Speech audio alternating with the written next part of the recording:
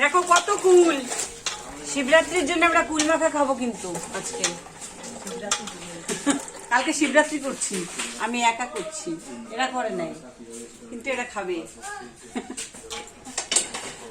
দুই জায় মিলে রান্না করছে আর আমি এদিকে কুল মাখা। আমার জামাইবাবুর বাড়িতে চলে আসছি কুল মাখা খেতে। কুল মাখা ভাবলাম ভাগ্নি করে খাওয়াবে, কিন্তু ভাগ্নি খায় না, ভাগ্নি কেমন যেন করে, এই জন্য আমিই করবো কুল মাখাটা। এই যে এইভাবে কেটে নিই, নোংরাগুলা তাহলে বেড়ে যাবে, অনেক কুল আছে তো এর জন্যই। বড় বড় গুলো দিই না, সবগুলো তার মাখবো না। শেষটা তো খাবেই না, আমি খাই না। কেন রে?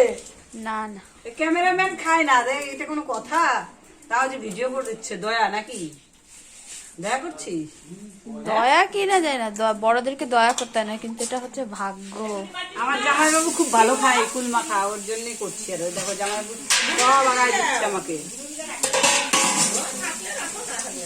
দিদি খাবি?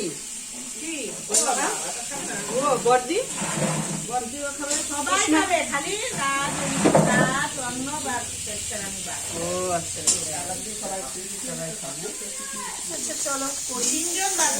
বাড়িতে করলাম, কেউ খাইলো না, আমিও খাইনি, রেখে ঢাইকে ঢুকে রেখে কি করবো, কেউ খাচ্ছে না।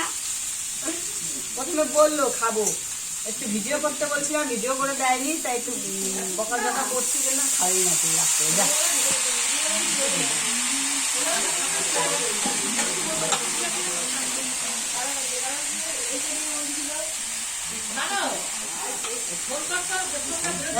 এখন ইসে কর, এখন একটু রাত পরে